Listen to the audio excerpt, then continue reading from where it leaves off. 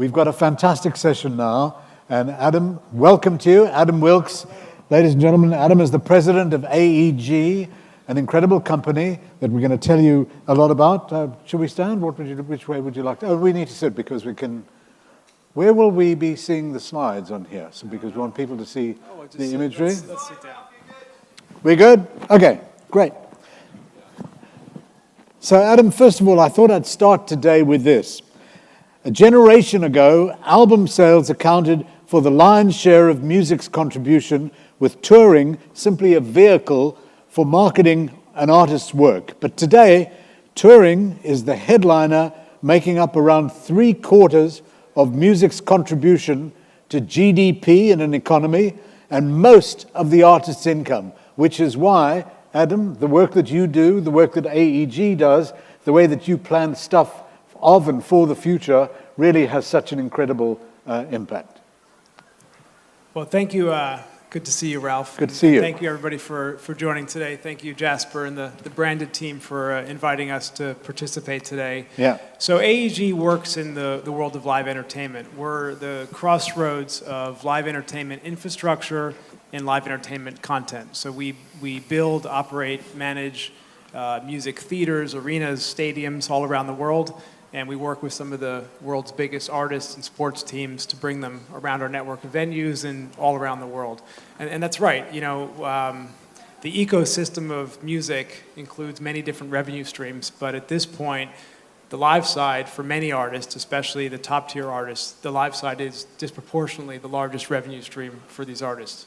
Is that why there's so much of an emphasis now on really making sure that global entertainment and global entertainment value is something that is such an important thing to build for an audience, because you're looking at people wanting to become thrillionaires where they can find thrills by going to see entertainment that they really dig. Brilliant. I like that. Did you just make that one You up? stimulated me into being a thrillionaire.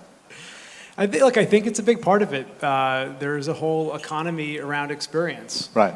You know, I remember one of the topics that came up a lot during COVID was the state of our industry. We were probably the earliest hit, probably hit the longest. You know, us, amusement parks, dare I say, cruise ships, anything like that. We were not doing so good. And there was a lot of questions about what was the future of live entertainment. Do people still want to do this? Can it be replicated? Can it be on demand? And you know, I certainly have deep conviction that as enhanced technology becomes available, it complements what we do. It doesn't replace it. Ultimately, human nature, we want to gather in communities similar to enjoy music, to enjoy food, to enjoy sports. And you know, you really can't replace that. And I think that as we've seen coming out of COVID, it's not, you know, there was this period of so-called revenge spending. But what we've seen globally is a trend that's been going on for well over a decade, before and after COVID, of people want to travel around the world, and they want to go to premier live entertainment events. So does this mean that you look to try and see how you can develop major cities as a regional hub? I mean, certainly Singapore pretty much is a regional hub. Are we getting some? Yeah, so here's a photo. So earlier this year, we had an incredible opportunity to work with Taylor Swift on her world tour, on the Eras Tour. So AEG is the global promoter for Taylor Swift, and my team and I worked on her tour in Asia, which included Tokyo, Sydney, Melbourne, Singapore. So you did 7 dates in Australia. That's right. We did 7. We did 3 in Melbourne at the Melbourne Cricket Grounds, which is an incredible. If you've ever been there, it's one of the biggest stadiums in the world, almost 100,000 people. Incredible. Did 4 nights in Sydney. We had done 4 nights before that in Tokyo. And for Singapore, we wanted to do something special. We wanted to do something unique. And you know, a lot of this has to do with just how incredible of an artist Taylor is. She's an outlier that sort of defies all statistics. But beyond that, we wanted to build a template for how to do this differently. We wanted to look at how an artist can choose one location and people from around the region can fly in, and how you could build an entire ecosystem of that, and how you could build a new revenue model. And on the back of Taylor's success here, I think this is an interesting template. You did 6 dates in Singapore. That's right, we did six nights here. And what was the capacity of the venue that you did? The venue's about 65,000 capacity per night. I wish we could have added like another balcony. And you could have sold another 20 shows. Maybe, maybe. And that's, I think, the interesting data points is that, people will travel for top-tier events. So whether it's going to the Olympics or the World Cup, why not music? Why not Exactly. top-tier artists? So you've seen that historically with festivals, but, we're believers that there's an alternative way to do touring. Touring, it has a lot of positive elements, but if you look at the economic model of it, it's very time-consuming, it's very logistically challenging, it's very costly, especially when you come to Asia. That's always been the paradigm that we exist within. We Right. go to artists, and they have, they have only so much time on their schedule, and they're going to go to North America, they're going to go to Europe, Sure. they're going to go everywhere, so you want to block out time for Asia. And the challenges that we have is that, if they have, let's say, 3 weeks to come to Asia and they want to go to a dozen cities, Right. Every city then requires a flight and usually an international transfer to the next city. So it becomes very time-consuming and very costly when you compare to when they're in Europe or the U.S. and they get in a car, a truck, they drive. So with Singapore, you did the 6 dates in Singapore, but you didn't do any other dates in Asia, in any other cities this time round. We did Tokyo, so Singapore really was for the play for Asia, Right. ex-Japan. Right. And here are just some data points, which are, look, it's certainly a lot of it's reflective with who Taylor Swift is, but a lot of it has to do with this model of people coming in. Right. And there's been so many stories run about how her impact in every market Boosted she went the to economy. boosted the economy, and there's a lot of data points on that, and it's something that she saw almost everywhere she went. It was the Right. Swift economics, but it's something that other artists have seen as well, where this could become a model. So you did something interesting in Europe this summer, in Munich. Well, just to be clear, that wasn't us, but it's another good example of a city doing this. So Okay. in the case of a Singapore. Why did an artist choose Singapore? Why did Right. we as an Good organizer point. choose Singapore? And you look at what are the attributes that this market has, and I think that's interesting. I mean, we're all here this week. Some of us live here. Some of us are in town for conferences for F1. Singapore is great at building templates for infrastructure. They're good at making themselves a hub. So Right. whether it's having this incredible airport that people fly through, building one of the biggest ports in the world, building a dynamic banking system. They've set up a market that allows people to come in and Right. people to travel through here with ease. And that allowed us to look at what the options were, and this became the logical place to do this. Right. Certainly the model could be done elsewhere, and you were just referencing, I believe, Adele in Munich. Correct. Which is, I think, another particularly good example. We have let's see if, no, where did it go? I don't know if you could see that, but with Adele, to be clear, not our company that did it, but she anchored in Europe for her Europe tour. 10 nights there. They built a purpose-built stadium just for the shows, 80,000 capacity. And it showed this example that you could have everybody come to you and make it not just a concert, but make it a global event. Right. Well, so this is really interesting in terms of how you can effectively build something that becomes magnetic for maybe cities all around a central point. I mean, Munich is obviously in Bavaria in Germany, but you do this with all the buildings that you're involved with. You've built a number of buildings with all of the stuff that you do, and you're also in the process of working with and developing new acts and new talent that really are starting to show some really interesting potential. Yeah, I mean, on the development side, we're believers that in order to build out a thriving ecosystem, the foundation of it has to be strong infrastructure. Right. And the thesis for our company in Asia over the last over 15 years that we've been operating, we came into the market on the back of the Beijing Olympics. So the starting point was just that it was an infrastructure project. We got involved with one of the arenas that was being built for Olympic basketball. Wow. And that led to us building an integrated footprint across the region from Tokyo to the Middle East to Australia. Wow. We currently have active construction projects going on. So people think of us as one side of our business is concert promoters, but the other side is we're actually real estate developers. So we just opened a new 6,000 capacity venue in Bangkok earlier this year called UOB Live. We have our existing property in Shanghai called Mercedes-Benz Arena, which 14 years in running is the #1 live entertainment venue in China, in all of Asia, in terms of the numbers that go through there. Over 1 million fans per year. And great value for Mercedes-Benz. It identifies their brand, but the point is that that's another element of your business. Well, that's a core part of it, is how do you create a performance venue and create an integrated business model. So we have construction sites now in Seoul, Nagoya, Osaka. We just purchased a company in Australia, and we're now owners of the Horton Pavilion, which for those of you from Australia may be aware of that venue. Great venue, classic venue. Amazing. So that's a core part of this, and we look at this market and we see lots of opportunity, because it's at that tipping point where 10 years ago a lot of these were ideas, and now if you look at the markets that have put the infrastructure online or it's under construction, you could see it's really at a tipping point. And with that infrastructure comes the next phase, which is that the incredible talent that's based in the region has a platform to work across. So can you show us some of the talent that you have started to see this trend manifesting itself? I think you've got a couple of we just have some pretty pictures on here. It's not to imply that this is all our doing, but it's really just reflective of what's going on. Right. So who is this? This is Diligit Dosanjh, who we had the opportunity to work with earlier this year. We put him together with Ed Sheeran, and they did an incredible duet.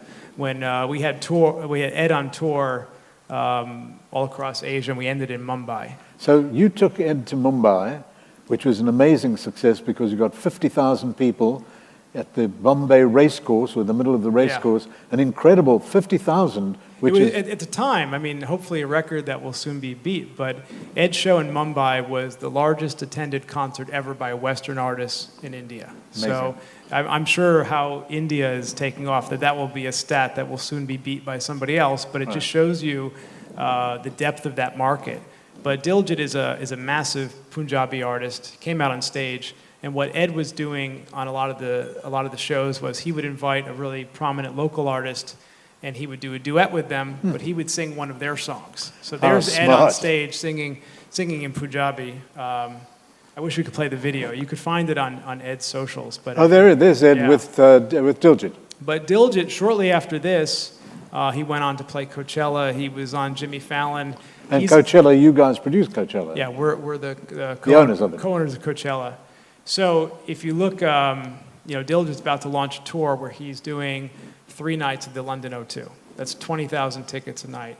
He's doing Paris, Manchester, Birmingham, Dusseldorf, Amsterdam. And you go down the list, and this is not just playing to an Indian local audience. This is playing to fans all around the world. Look, it's K-pop opened the door, right? K-pop is a genre, and it's its own, it's its own thing. But in many ways, K-pop opened the door for artists all across Asia, where you could be from any country, any ethnicity, sing in any language, and you could have a global fan base. Wow. And we're seeing that with Indian artists, we're seeing it with Japanese artists, Chinese artists, and that's what's really exciting. And that's really where I see, all of us in this room who work at this part of the world, that's where the action's at. So let's have a look at a couple of other now this is a very interesting artist. How many here in the audience have heard of Hanuman Kind? Not humankind, Hanuman Kind. Hanuman, like the monkey god? Only if you haven't heard of him, you got to check this guy out. You got to check this out. This guy's incredible. This guy's song is now the theme song for the 49ers, the NFL team. If you just listened, you would think that you were listening to like the newest, coolest, New York hip hop group. I mean, it's absolutely amazing. He's out of Kerala, and he was a Goldman Sachs banker, of all things. And he had How about that? And he had a night job that he liked to rap. If you listen to the song, you would just blow your mind. Wait, I think this is Hanuman on the line. 1 second. Yes, you're right. Almost. Boy, we wish it was. Oh, well. So here's another one. We've been working with this artist, XG, Japanese girl group, and just finished a tour in Asia, and we're about to start in the U.S. In about a week, actually. And we'll do about 8 shows across the U.S. Again, all sold out shows, and it's they'll be. Well, I shouldn't say what they're about to do, but there's some really big stuff coming up with them after the U.S. tour. Again, it's if you listen to them, it may look K-pop-ish, but it certainly doesn't sound K-pop-ish. It's more kind of like, who were you saying it was like? Megan Thee Stallion or something? Megan Thee Stallion? Yeah. Yeah. So what made you discover that this was a trend, a Japanese act that was really showing wider global significance so early on?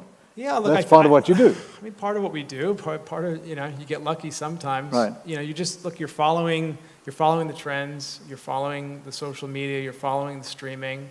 And you're in this particular artist, we've been fortunate to work with them since the first show they did outside of Japan. So I think some of this is just believing in it and seeing if it resonates. And this one's really popped. So it's really about Asia going global even further. Just great. We've got a couple more we want to show. Here's Lei Zhang, Chinese. Yeah, so Lei is a Chinese artist, big pop star in China, but he also is in a K-pop group called EXO. So he has the fame out of K-pop, fame out of China. Just put out an English language album with Warner. Did a duet with Lauv. Similarly, having both the fame here in Asia, but also taking off around the world. Amazing. And then we've got something that's particularly interesting that you've got next, which is unusual as an anime who sells tickets. It's an anime who sells. So Ado, we did the U.S. tour of, soon there'll be a broader tour announcement. Incredible show where the show is anime. You actually, the artist herself is not been revealed to her fans. So she's the songwriter, she's the performer, but when the show is going on, she's actually behind the video. So nobody actually knows who she is. But who's heard of Ado here in this audience? Anybody? This is something you really need to see as professionals because it's such an incredible idea of art being able to be developed in a very modern context. And what's interesting too is that this is a range of artists from Chinese to Japanese to Indian, and they're all enjoying global fame. These artists are touring across Europe and the U.S., selling 5,000 to 10,000 tickets, or in some cases many more. From genres, it's not just that formulaic pop music coming out of it. You think this is really kind of expanding the genres and just showing the depth of what's going on in this market. So you're doing this with talent, and obviously shown some interesting examples, but then you're also doing it by creating and opening up some new markets. You've got an eye on Bhutan. Yeah. And wanting to do something in Bhutan, correct? We'll see. Okay. It's early to say. Okay. But that's always been a big part of what we've done as a company, where we keep trying to go a little further. And I think what you're seeing is an interest from artists to agree to go to places that maybe they traditionally hadn't typically toured to. And that has a lot to do with the data that comes out of streaming, the data that comes out of social media, the infrastructure that's being developed, the rise in the economies across this region. And you'll see artists tour, and there's just so many more stops than they would have done previously. So one of the things that took up a lot of space just the last few weeks was the announcement by Oasis that they were getting together 30 years after they first broke, and the ticket selling went crazy. And I know with the experience you've had with shows that sell so fast, the whole notion of slow ticketing, where you're using things like fan verification, phased sales, reducing the power of the scalpers so that tickets are sold at face value to regular fans, loyalty ticketing, and so forth. Is this part of what you've got to incorporate into what you do? Ticketing is a controversial topic. It's a hot topic, and there's a lot of different ways you could look at it. By nature, when an artist like Oasis or a top-level artist announces a tour, there's an enormous amount of demand to see them. Right. And as such, there's a lot of commentary about that. So you're watching a story play out, in the case of Oasis, it's something that we're all reading about. Right. And, there's a lot of things that can be said about that. For one, event ticketing is the only kind of e-commerce where millions of people are going to the site at the exact same time to buy the same thing. So if you go to Amazon and you want to buy a new pair of sneakers or whatever, it's not like millions of people are trying to buy those exact sneakers at the exact same time. Right. Second thing is that the product has a finite amount of stock, right? So it's not like they could just make more of them, right? There's a limited amount. So as such, you have, in a case of a big show, you have extreme demand. You have a technology platform, and everybody loves to hate Ticketmaster. They love to hate the ticketing company. In many ways, they're just the sort of the front line of it. That's what the consumers see. Right. So, it's easy to focus your frustration there. So that's one aspect of it. And factually, the technology does crash. There's many examples where the technology just can't sustain the amount of volume coming in. The second part of it, which I think you were referencing, is about what we now hear of is called dynamic pricing. Right. And dynamic pricing in other industries is very common. So if you and I were hopping on a plane from London to fly to Singapore, and we were sitting next to each other, it's probably almost no scenario that I'm going to ask you how much your flight ticket cost. Right. But let's just say that I was really nosy and I did ask you that. You probably wouldn't get too upset if our prices were different. You would just right. be resigned to say, well, that's what it is. And when Yeah. you booked your room at the Hilton, probably the room cost different depending on the time that you purchased it, even though it's the same exact room. So consumers completely accept that kind of fluctuation in pricing. And nobody has any clue, I mean, maybe somebody in here does, but nobody really knows how the algorithm works for the airline tickets. You wait 30 minutes, it could be a different price. Totally how right. does that work? I have no idea. But the point is there's some system, and as consumers, we accept that. For concert tickets, there's still a belief, probably a couple of things. One is there's a perception that music should be inexpensive, that it should be an experience that's an entry-level experience. Right. And I think that's kind of culturally ingrained in many of us, but then it begs the question of why. Why is that? You're going to see your favorite artist. There's one time that you could see them. There's a moment in time they're coming to your town. Why does that cost less than dinner? Why does it cost less than the hotel? I mean, I don't know. Right. Really, what it costs is it should cost how you value it. So that comes dynamic pricing, where there's demand coming in, and they fluctuate the pricing. But the backlash to it is it pisses a lot of people off. Right. Mostly it pisses people off, not so much that they're paying too much for it. Mostly it pisses them off because they couldn't get a ticket, which has a lot to do with the demand. Right. The reason why a lot of companies are putting this in place is because once the tickets sell, if there's demand, they instantly appear in the secondary market.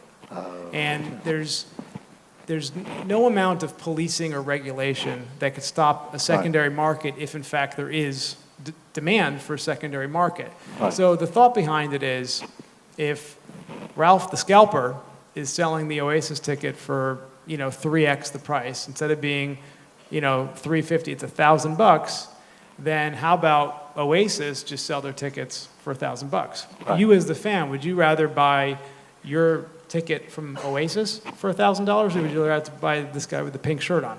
You don't know, because you don't even know if it's a real ticket. So Right. that's the thesis behind it, but it's a controversial topic.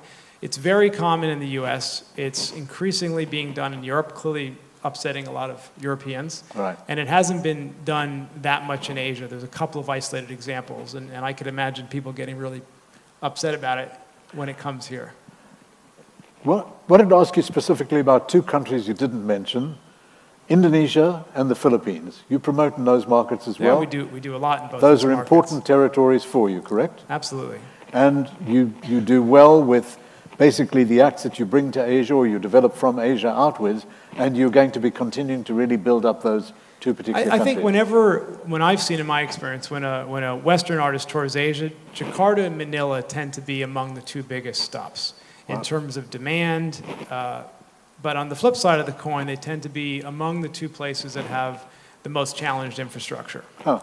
And I think that kind of comes back to the main point here of why would you choose a Singapore, versus other markets? And when you when you have, Manila, there's no proper venue to play at a large scale. So a lot of times the shows that would be at the equivalent of a football stadium play in essentially like a parking lot. Right.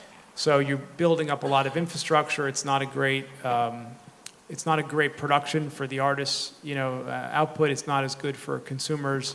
Jakarta does have a couple stadiums, but the traffic is very bad. So, look, good markets, but you have challenges that are beyond your control. Right. But in terms of the consumers, I mean, if you ask any artist when they tour Asia, which were their best fans, what was their favorite, you often hear them say Indonesia, Philippines, a very loud audience. Katy Perry loved Indonesia. Absolutely, yeah. No, they're great markets, and certainly in time, the infrastructure will improve. Wow, so really, the future is so bright, you've got to wear shades, that's for sure. Where you're looking at the wonder and the beauty of Asia and Asia Pacific, the Pacific Rim. You've told us some really interesting stuff about the challenges that you face, also the potential and the opportunity that you have.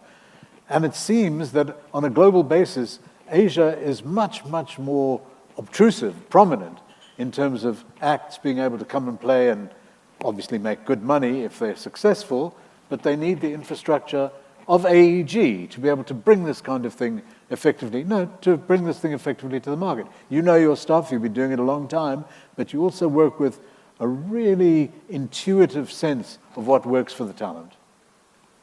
Thank you for saying that. But you do. No, look, it's exciting times to be here. There's really a lot going on in this region, and certainly from my vantage point, I look at this as one of the future markets for us. If you look, over the next 10 years, you look at the growth trajectory, this is the place to be. And certainly as we look at artists that are coming out of Asia, I guess it begs the question, Right. Who will be the first major superstar that comes out of Southeast Asia that has that kind of global relevance that we're seeing from Japanese, Chinese, Indian, Korean artists? And I think that, on the horizon, we'll be sitting here one day talking about that superstar that's from this part of the world as well. So if we had J-pop, K-pop, India, I-pop, Indonesia, Ind-pop, We have the Philippines, P-pop. P-pop, P-pop. They already called it P-pop, yeah. P-pop. This is the future is definitely rosy, as we said. You're going The to whole need alphabet. Well, thank you. Okay.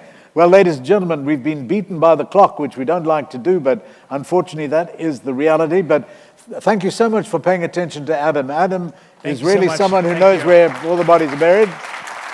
Adam, thank you so much. Just great to have you here.